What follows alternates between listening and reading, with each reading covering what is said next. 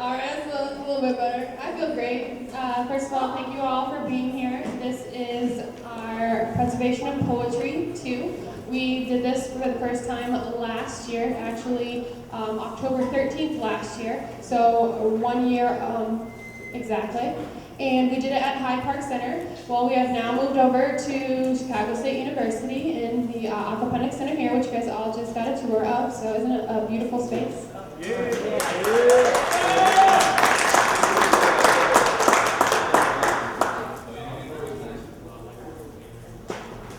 Okay, it looks like there's a Ford Taurus, license plate 895 with their lights still on.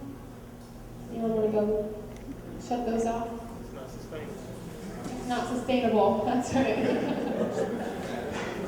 Well, Emmanuel is telling me that this space is getting ready to be renovated over the course of the next year. So by this time next year, when we do another preservation of poetry, this will look completely different. But thank you all for coming out. We're going to go ahead and get started on our poets for the evening. The first person that I would like to introduce to you, his name is Kazembe, and he is a proud papa, poet, and professor who was delivered and developed on the south side of Chicago. He teaches English and history and is the author of a book of poetry, Nappy-Headed Black Girls. It's his first book of poems. And the poems that he's going to be doing tonight, he has titled Good Times 2010 and Platform Pancake Mama. So let's give him a round of applause. If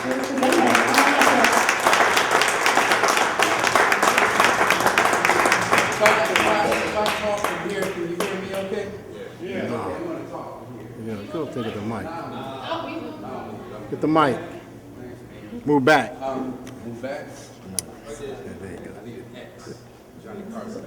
All right. Good evening, everybody. Actually, I changed the title for my home. okay, no When I problem. got it, I didn't know what kind of event this was. I didn't want to get all political and whatnot, so I changed it. So I'm going to do something a little different with your permission. Is that all right? Let the church say amen. Is that all right? All right. Okay, I'm going to do this first piece that I was just back there communing with my thoughts, and after the Holy Ghost started speaking to me, so I'm going to do one piece that I wrote, and I'm going to do one piece as an homage to the Black Arts Movement. It's a piece written by Felipe Luciano called Puerto Rican Rhythms. So I think I'm going to do his piece first. Puerto Rican Rhythms. Driving Latin rhythms coming out of candy store jukeboxes. Trumpets, trumpets, trumpets, big brass matched with sultry congas, sprouts palm trees in the middle of frozen streets. Rhythms, rhythms, rhythms, counter rhythms, polyrhythms, Watusi, Watusi, Watusi, and Channel Pozo lives in the thatched hut in the Yambu land of Mongo's mind. Rhythms, rhythms, rhythms, aha, baya, aha, baya, aha, baya, welfare rhythms, Palmieri rhythms, Machito rhythms, Bataan rhythms, they follow us everywhere. Drowns oppression, you see, the beast can't beat us with sadness. All they do is to turn out the evil spirits of dance halls and dare to do something about it. We mambo in his giant face, because we are happy people, a joy people, full of brown coconut, mango fruit, and love juice that falls on us wherever we go. Y'all gotta talk black to me, because this is poetry. This is call and response. Love juice that falls on us wherever we go. To Lulu la la la la, como ta Miguel. To Lulu la la la la, como ta Miguel. To Lulu la la la la, como ta Miguel. Sweetness lies embedded in pores of our black, brown, beige bodies. You see, we don't need fridge perfume. Sugar cane smells drive our women crazy. Dig it? Look at them coming out of garment sector subway holes, untouched by the putrid odors of subterranean monsters. Look at those big brown buttocks sway, play, invite, delight, under dresses as tight as their rich brown velvet skin. Como esta usted? Look at the rippling muscles of the Puerto Rican pack mules pulling racks of cheap dresses down 48th Avenue. Handkerchiefs round their head catch the Indian sweat. Don't let it fall on unfertile soil. And rhythms, rhythms, rhythms. We eat rhythms. We sleep rhythms. We make love to rhythms. It ain't no rinky dink. And it ain't no dinky dink. It's just booming timbales creating sandy beaches for the homeless and machetes for the young. The bodegas jump. Now you all are supposed to say jump. The bodegas jump. The bodegas jump. Naked babies on fire escape jump. Domino players down on 4th Street jump. Little number runners jump. Prostitutes jump. Pimps jump. And the barbers cutting the brother's face. You know, the street line, the lines in the middle of the street. Well, they ain't straight no more, you dig, because they curving, bending, twisting to the rhythms of the asphalt. The rich black asphalt make the yellow line nod as it droops its head and grinds with the brown tenement, and spirits nod their approval because they know we're partying people. Pianos, drums, pianos, all we think is rhythms. Goose pimples, cha-cha my cheek muscles. Boricua, boricua, boricua. You live in snapping fingers and shingling sneakers born on Park Avenue. You live as long as we're able to quote the tune. And rhythms, weekend rhythms from the masters of ceremony. Brothers and sisters, I have great pleasure in introducing to you tonight Mr. Tito Puente.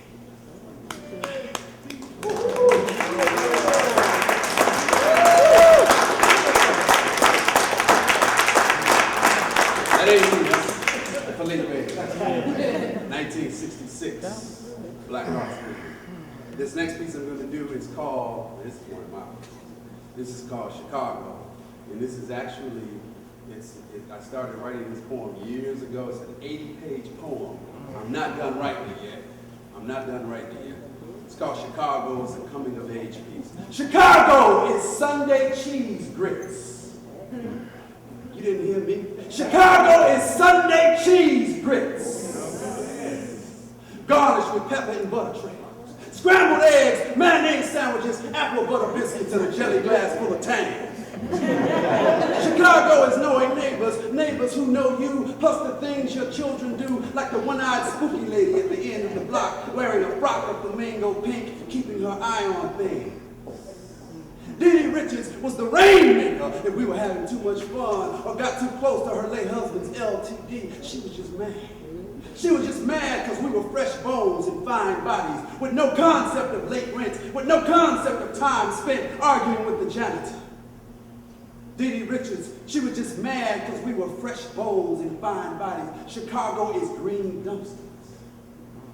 Green dumpsters of discarded Huggies and insulin needles. Funky emerald sentinels standing guard outside brown tenements, housing furious brown tenants. Brown tenements housing furry brown tenants and furious brown tenants spending good money on glue traps and decon, setting off elaborate smoke bombs and watching with a hypnotic mix of excitement and disgust as rats and roaches come out with their hands up.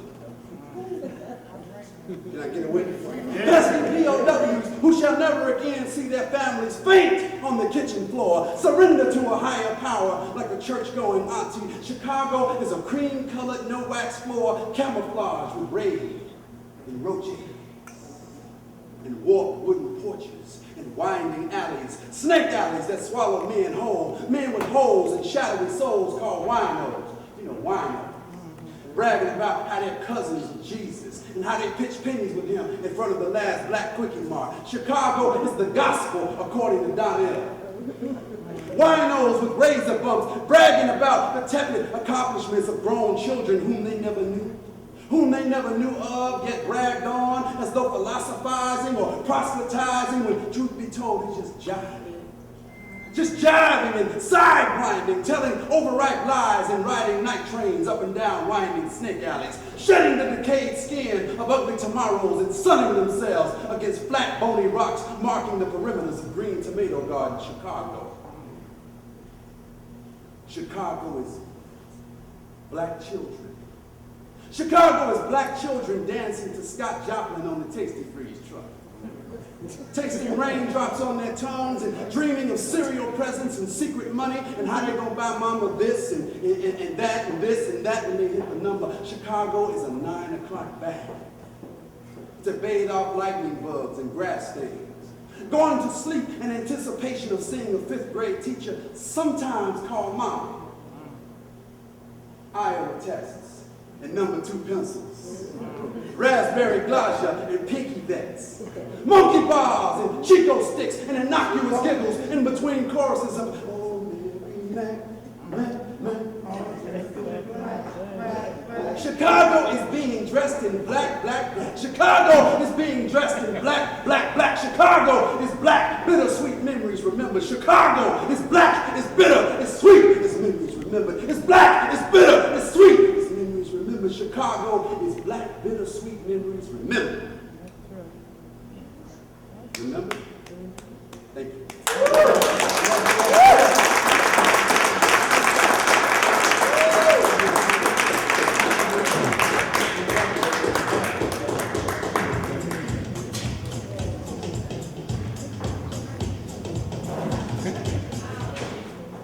Thank you, Suzanne. All right, the next poet we have coming up, Che Christ. He is calls himself the ghetto god, the illmatic, the phenonic son. He is a poet born of the old war with no love for new world disorder. Now living in Chicago, Che is finally centered around social justice and corporate accountability while working through poetry to uplift his community. He has placed special focus on the importance of sacred water, organic sustainability, and a respect for the indigenous central cultural elements of life. Currently, he resides with the people working together for peace in the spirit of revolution. All inspiration is derived from the beauty of life that surrounds him and the never-ending search for truth. So, aren't we all? Welcome, Jay. Come on up. Put your hands together, guys.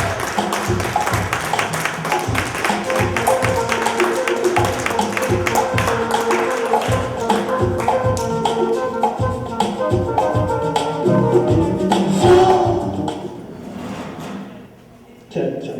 Thank you. I didn't know that bio was going to be fully read like that. I thought it was going to be like in a pamphlet for people to read. I'm like, that's longer than the poem I actually have to read. So I actually have to switch it up. But yeah, my name is Che Christ. It's sort of an homage as well to ideologies that have inspired me on this continent here.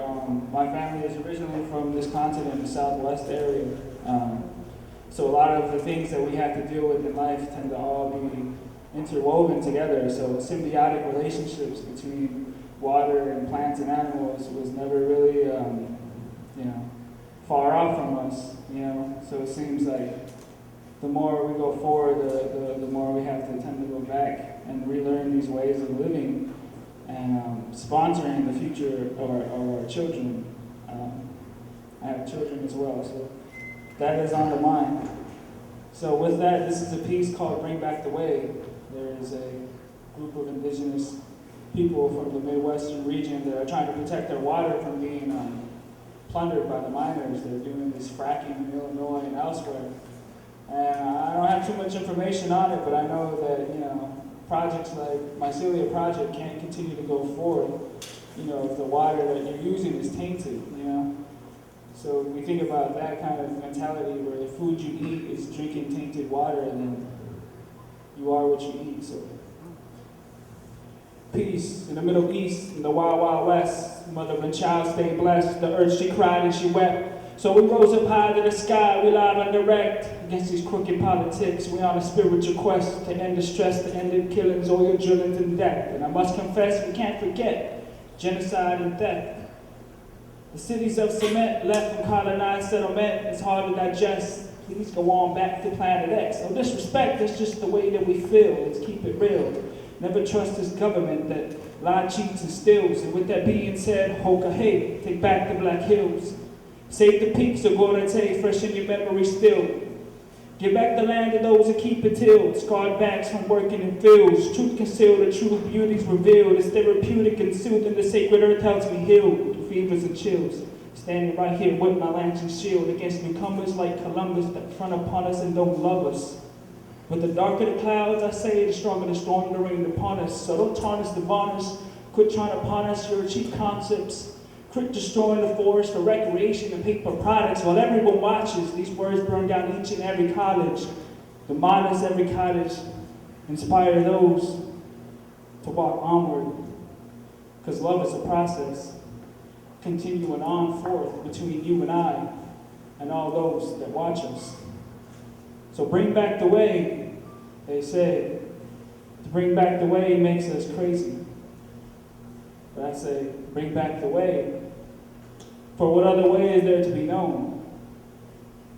Bring back the way and walk forth like shadows in the wind blown. Too far from home, I don't know which way to go, but not like the gnome that's on your front lawn. It's just stolen from those that were never shown the way to walk. I teach not because I talk, but because me and you share the same peaceful thoughts, and we can interact in the same room and bring those leaves,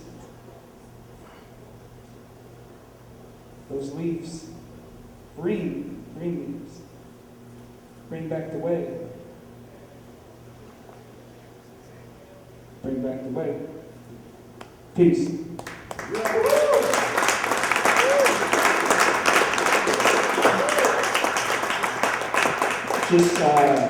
Just one more small little short poem I'll share with you guys in honor of everywhere, how we get here, how Sir before me drops knowledge and passion to you know, from generations. It keeps on coming forth. Through all realms it reaches us. It doesn't have to be in one linear thought process. It doesn't have to be one color or one dialect that brings us these changes. And I believe, you know, being blessed with the opportunity to come speak here. You know, I'm from the other side of this country. You know, and I'm on the south side of Chicago. It's a place I always seen on TV. I've never seen in movies. I've never seen a subway train before. I'm like, you know, inspired by all this, you know, I've come to create this idea that we can all create what we need for ourselves, instead of being left out, I guess, from those that make the decisions. So this is a quick one that's it's entitled Nowadays. Nowadays, ways we survive still be rough. Sunrise above vacant eyes, it's time to get up. Brush off the so cold shoulders. It's time to get up. So what, we lose our minds sometimes, but we never give up. So what, we lose our minds sometimes, we never give up or combust. That's the irony, like the universe inside of we. Yes, that is the irony. Like the universe inside of me, wars fought violently, done silently on these quiet shores. So we sugarcoat the situation with a dose of Michael Moore, more money for the elite, more problems for the poor.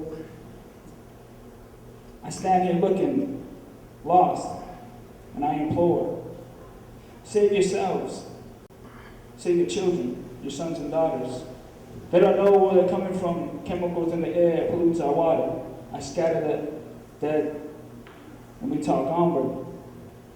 Where do we go from here when you can't drink, when you can't think? It's like a ship that is ready to sink. Lost survivors don't know where we're going. We've reached the brink of another point lost. Too many bridges to cross, burning down. I see only one place to go, and we're lost. Roaming around in circles. It brings us to thoughts, vivid images, ancient civilizations, cosmic constellations, you and I, inspiration. So teach, and let the children learn the wicked ways of the beast, and the way the city slaves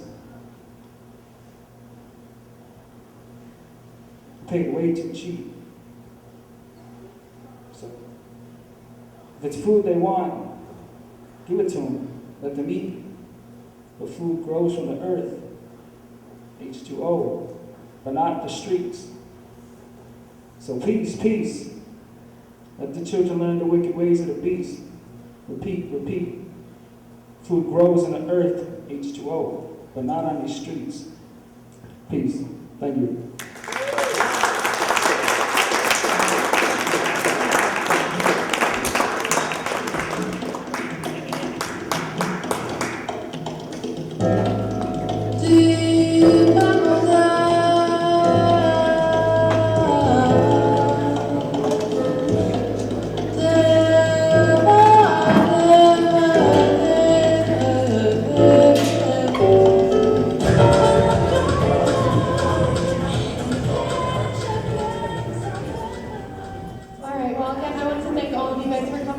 Preservation of Poetry 2 and visiting the Aquaponics Center.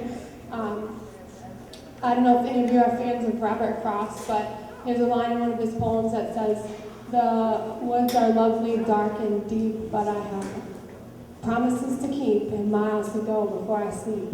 So just a word of that. There's a lot of work to be done, and this is just the beginning. So we're glad that you guys are here supporting us.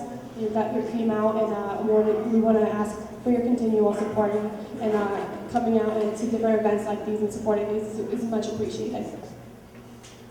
I'm going to go ahead and be the last poet, so I guess I'll introduce myself. My name is Amy Ali, and I am from Champaign, Illinois.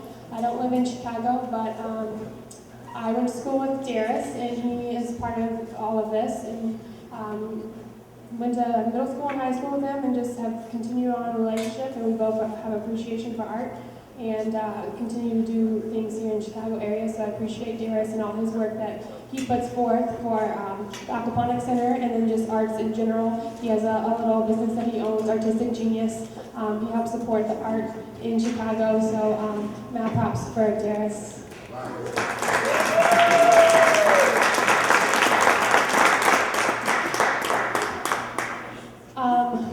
I have been doing poetry for a very short amount of time, 3-4 years. I just do it as a way of expressing myself. I always say I'm not a poet. However, I just love poetry. So I started a poetry group, Exposed in Champaign, a few years ago. Did that for a couple years. Just on open mics wherever I can in Chicago and around Central Illinois. I've opened for Malik Yusuf and Jay Ivey. Had some really great opportunities. So I'm going to do a few poems for you, and then we'll wrap it up and let you guys go home. The first one I want to do is actually for the DJ, Sean Alvarez. Give it up for DJ Sean Alvarez.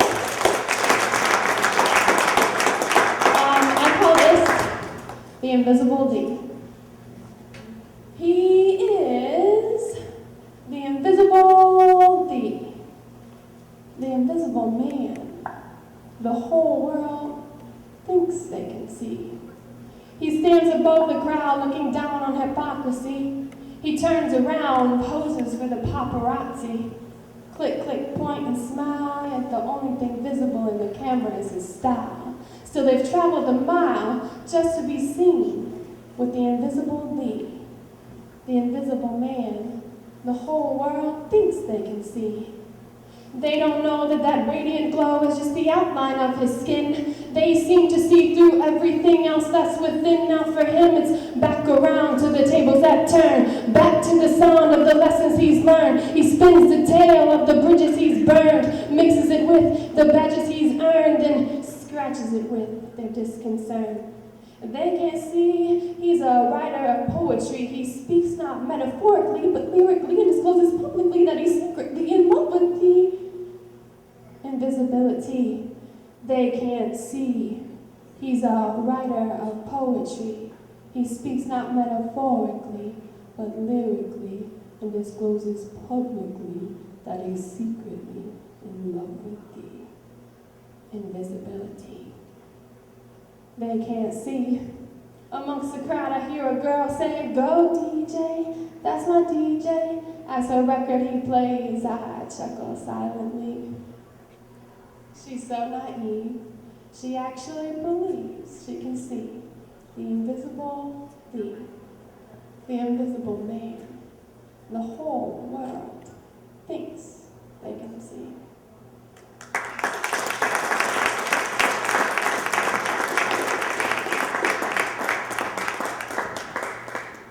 This next poem is called If I Ever Loved a Tree.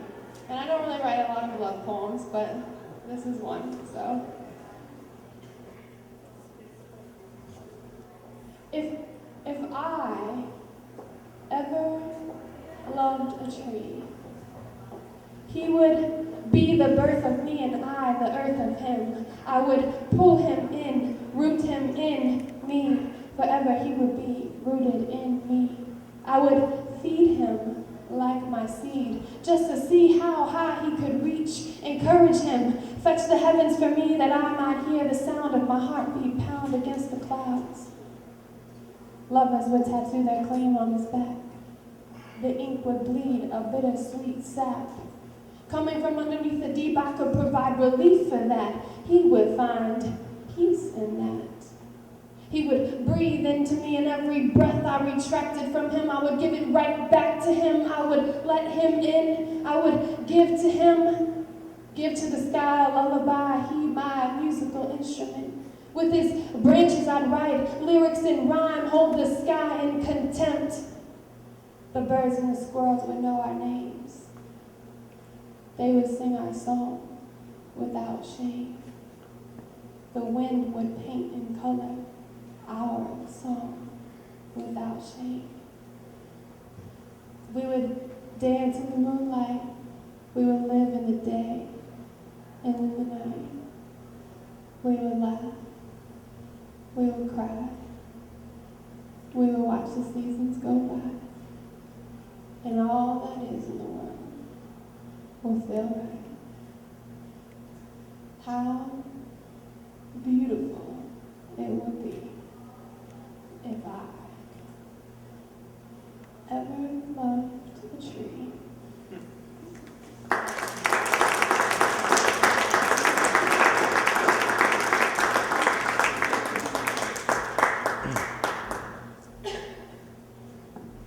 I had the opportunity to work with a friend of mine who was going to school down at University of Illinois. He's actually from Nigeria, and he was rapping. He moved back home to Nigeria and Lagos, but before he did, he asked me to do a couple of tracks with him, nothing special, but one of them that we didn't get to use, I called Visualize, and I really loved it, so I want to perform it for you guys tonight. Visualize. Visualize. Visual. Eyes. Eyes that carry thoughts of wisdom solid as gold, moral treasures sought from high and low, diamonds in the rough, too beautiful to hold. Eyes that know no doors or walls, that see into every crack, crevice, and hole, into the soul of every word ever written. Eyes that transcend from the heavens, travel into imaginable, whimsical, distant lands, magical, powerful places of I cans. Eyes that watch as metaphorical and philosophical adolescents play, reads them literature that will expand their minds from yesterday past today, a present for the future from yesterday's teacher, transcript of scripture for tomorrow's preacher. Eyes that stare into the blank canvas of beliefs, describes to the world the portrait that it sees, with words of tears drip from fingertips, sentences of fears slip from grips, and punctuation of hopes that sits on the tips of lips. Eyes that take the black, whites, and sometimes grays, paints them into bright, vivid colors and shades. Eyes that take the once was, molds it with the what is, and sculpts it into the what it is to become. Eyes that capture memories running wild and free, tames them and displays them for all to see. Eyes that stare into the beauty of a single rose, analyze everything that it knows by the simple way that it grows. Eyes that follow the evolution of theoretical and hypothetical atoms as they expand into the truth of a giant. Eyes that pick up letters, numbers, and symbols and pieces them together to form the puzzle of science. Eyes that from the silence summon symphonies, unites in unison, time signature with harmonies, notes with melodies, all for the greater good of humanity. Diverse warriors that know no retreat, battle side by side in honor of freedom and world peace, sing hymns of fallen infantry and dance together in victory. Eyes that pierce through invisible shields of armor, metal encasings of the chest, puncture through the heart, where inspiration bleeds till death. Eyes that stand mesmerized in front of the masterpiece of life as new discoveries appear with every moment that passes us by. Visualize. Visual eyes.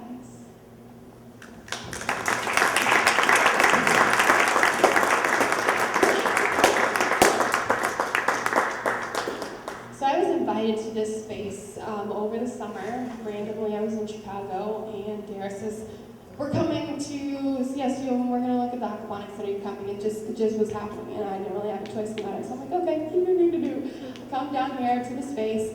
I walk in, and it looks beautiful. The picture's on the wall, the first thing that I see. And then I look to my left, and I see this huge poem blown up, and I realize that is my poem.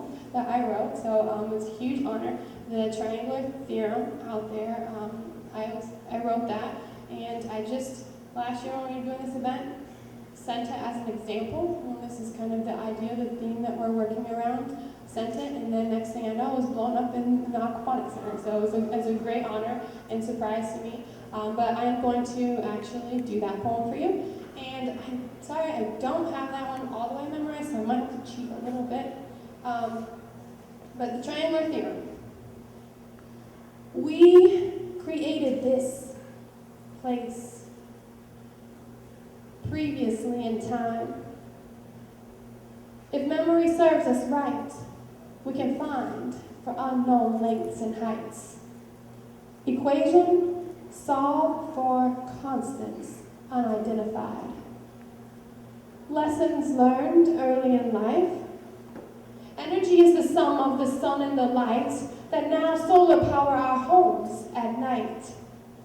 Reduce, reuse, recycle, a triangular theorem sung with nursery rhymes. The concept is fundamentally deductive, yet used to preserve life. Proof of the truth of the, classified by the relative lengths of their sides, proof of the truth of the resulting expression that right now becomes tomorrow's lesson.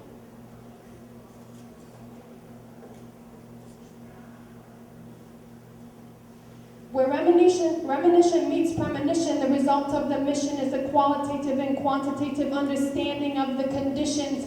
We created this place, where music and language correspond with chemistry, the elemental study of matter and the periodical changes it undergoes, where principles and laws make up our complete identity, friends, family, foes. Behavior to the reaction of structure and composition, how art comes from math and science, nobody really knows. Where principles and laws make up our complete identity, friends, family, foes. Without commitment, there's just intimacy and passion. Triangle theory of love, a squared plus b squared equals c squared. Pythagorean theorem. Dependent of the independent. You need both to solve for one. Unless we have forgotten. We created this place.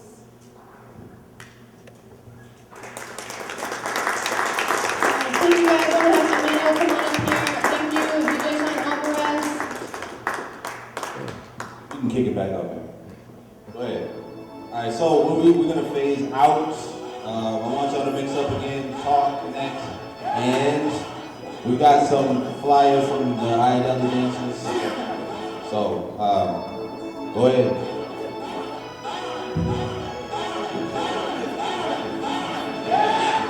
Amy.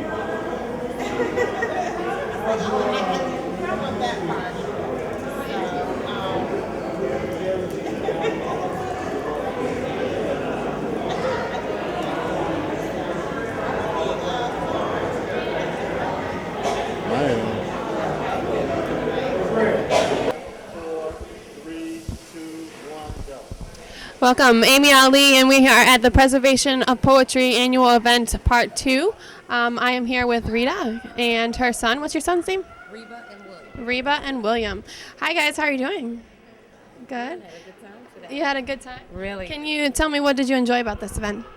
I learned, I love to learn. So I learned about how carbon helps to retain moisture.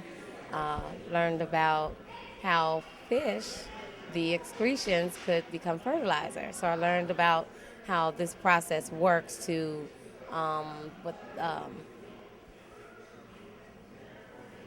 what the tourists called a closed cycle. Mm-hmm. So that was pretty interesting to learn about that. Good. So I'm curious, what brought you here tonight? I was invited by Kayam, a friend of a friend, Lawton Merritt, out of Milwaukee. So Kayam, being a student at Chicago State University, was excited to share this event, and so I got word of it and came out and brought the kids. So I have two more that are kind of shy, but William, he's having a good time. William, what did you think tonight?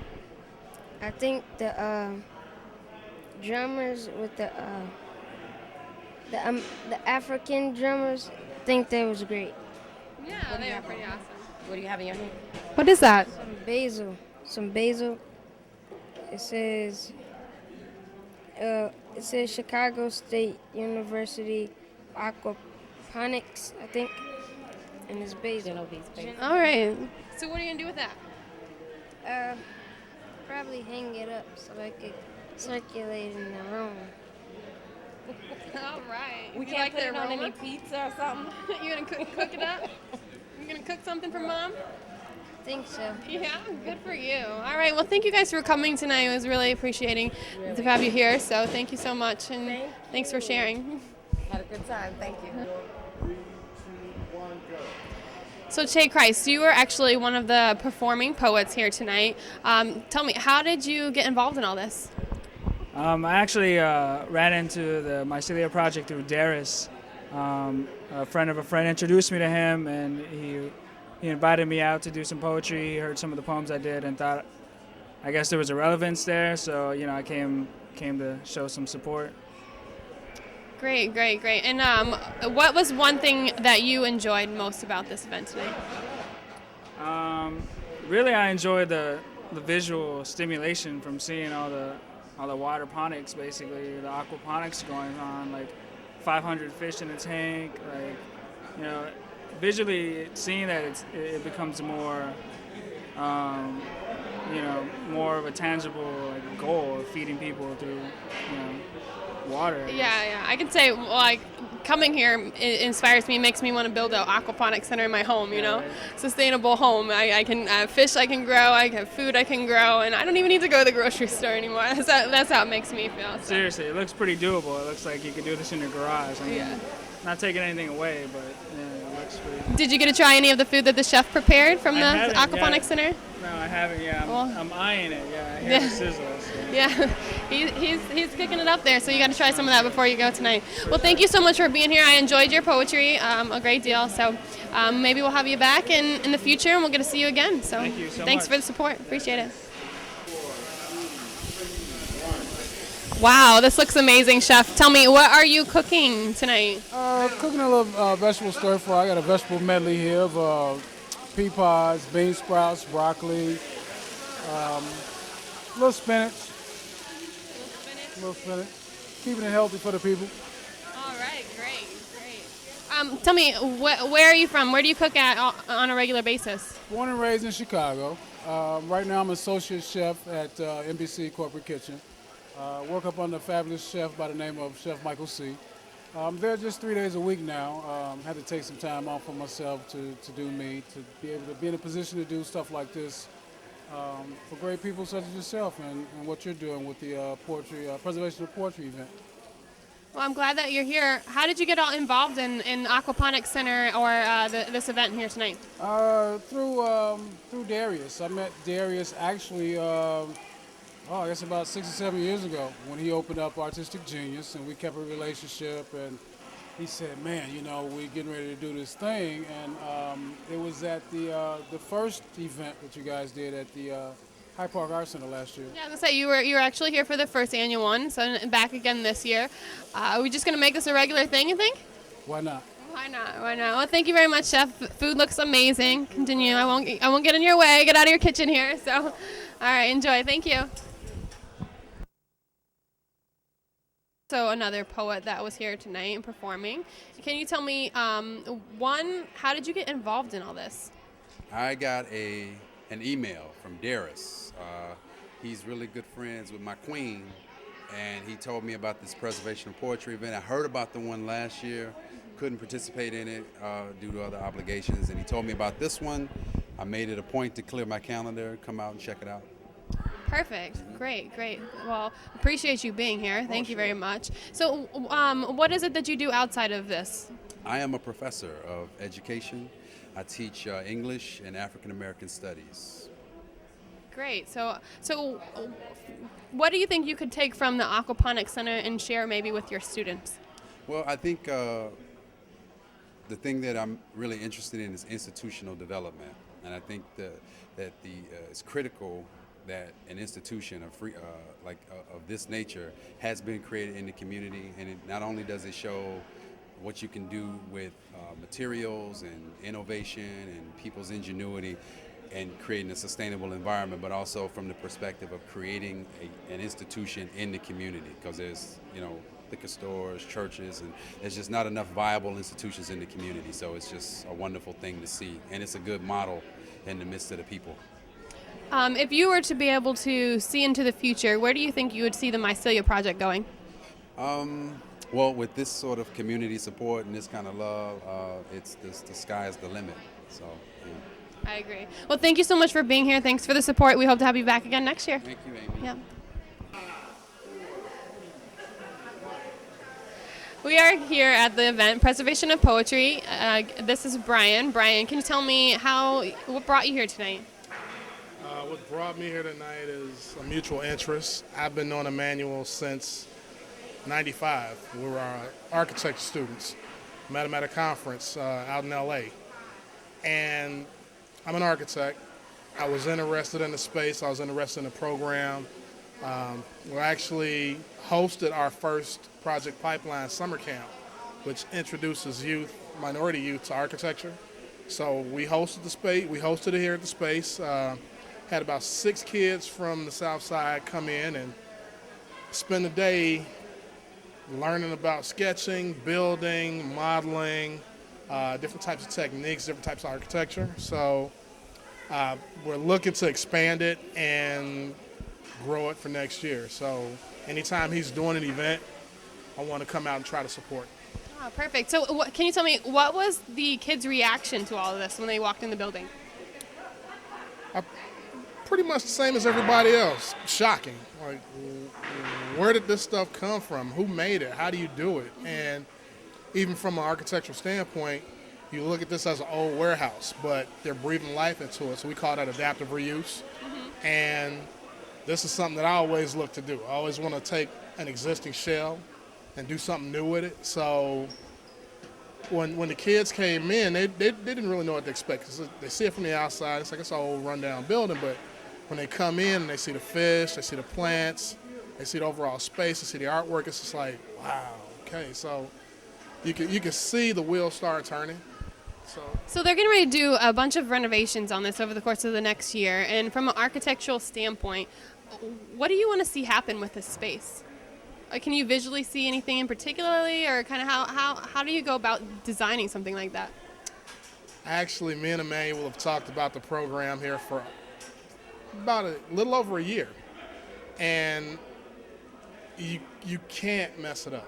Actually, you can mess it up if you put walls in, but if you keep the space open up the skylights, restore the windows, the floor can stay the same.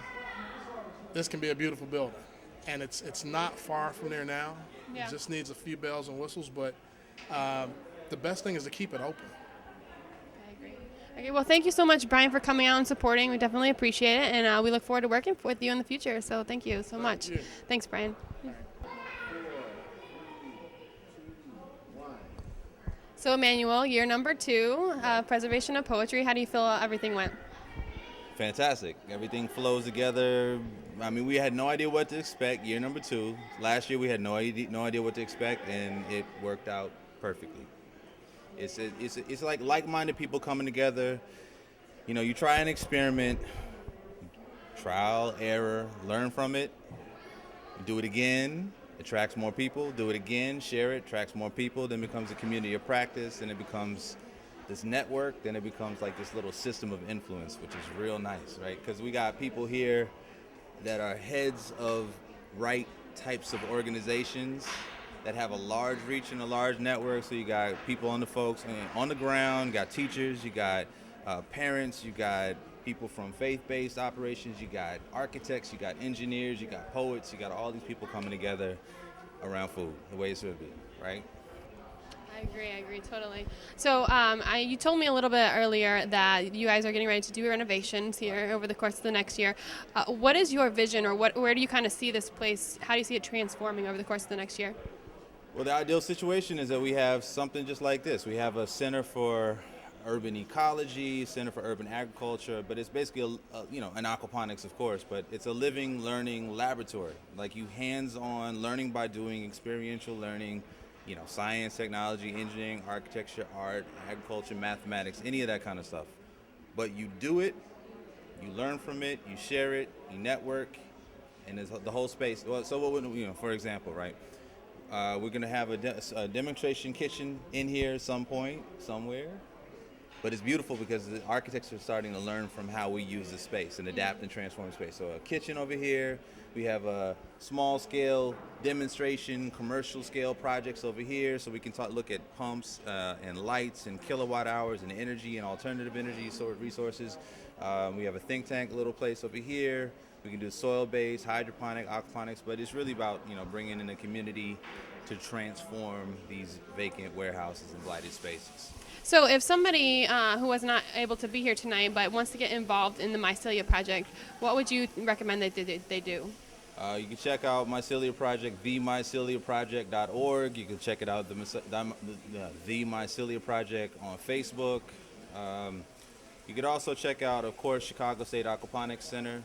You can come by Chicago State at 9601 South Cottage Grove. You can check out, I'm also executive director of Sweetwater Foundation, where we do intergenerational education around sustainability, resilience. So sweetwaterfoundation.com. You can email me directly. I'll give, epratt, EPRATT at csu.edu. And then generally speaking, info@sweetwaterfoundation.com. Well, great. I know you're exhausted. You've had a long day, been a lot of preparation going into this. So it's a beautiful thing. Definitely look forward to the changes that are about to take place and the interaction that's going to happen in the community, and not just changes inside the building, but changes in the community and over the continent maybe. Well, it's funny you say that, right? So we got some money from MacArthur Foundation to do this digital media learning piece. How do you take aquaponics and do it in a way that kids can understand, like through your phone, right? What's the role of technology in networking and connecting? So we took 10 kids through Sweetwater. We took 10 kids from Madison and sent them to India last summer, and they did a similar project. One of the guys is here. So now all of a sudden we have like India talking to the south side of Chicago, and then I lived and worked in South Africa for 2 years, and now they're getting into the mix and sharing information. And then now Brazil is starting to talk to the south side of Chicago and all the other places around the United States. So, I mean, it's a global world, so we'll see what happens in a year. So would you say that one of your goals in life is to change the world? Of course. Why not? Perfect. Mine too. So we have common ground there. Lifelong learning and transforming the world, Well, you definitely have the power to do it with this project. So kudos to you and all your hard work and the efforts that you're putting forth. So thanks to you. Thanks again for coming out performing, because I can't wait to do it again. Every time we do it, it's a new crowd, new connections, and it's always peace, right? Yeah, until next year. So, Darius, I hear you are the connecting man to bring all these people together. First, I'm curious how you got involved in all this, and then second, how did you get everyone else involved in all of this? It was a no-brainer to me. Emmanuel walked into my gallery, Artistic Genius, and he started telling me what he was doing, working with Will Allen at Growing Power, and he told me what he was growing tilapia and vegetables on 2 acres of land in the middle of Milwaukee, in the middle of the city. At the time, my gallery had 2 empty lots on both sides of me. Being in Pilsen, you have all your artists and your designers, so I had everyone and everything that I needed as far as art, friends, community, and people that really build and make things locally. But then he told me I can grow my own food locally right here in Pilsen. And from there, it was a no-brainer. I had to get involved. And I start just following him along, picked up a camera, and started documenting Emmanuel's work. Yeah. And how I get others involved is I just tell them what I'm doing. We do these events, preservation of poetry. They hear about it, they want to be immediately involved because people want to be sustainable, they want to be more healthier, they want to connect with the community again and know their neighbors and people just like me see it as a no-brainer. So after working and being involved in this project for how long now? It's been about 5 years now. Yeah, I was gonna say, I felt like it's been a long time. 5 years. So you've got to see a little bit of the changes that the project has gone through. What would you think would be next, or what would you like to see next? What's coming up next is the transformation of this space here at Chicago State University. I can't wait to see this space and other spaces go through that same transformation that happened in Milwaukee with Sweetwater Foundation in their space, from just an empty warehouse like we're in now to a fully functional producing vegetables and fish for communities, and doing a lot as far as sustainability. What do you hope is one thing that everyone was able to take away from tonight? Just to be inspired, whether it's just being inspired by the art, being inspired by the culinary, the chef cooking, the senses, having their senses stimulated. That's what I hope really was accomplished for tonight, and bringing people together, building connections and networking, and meeting others who are doing similar things, and finding out ways of how they can combine their resources. Well, thank you so much, Darius, for all your work and all the efforts that went into tonight. I felt like it was a great success. How do you feel? I think it was excellent. The smiles on people's faces says it all. That's true. Well, thank you very much. Thank you.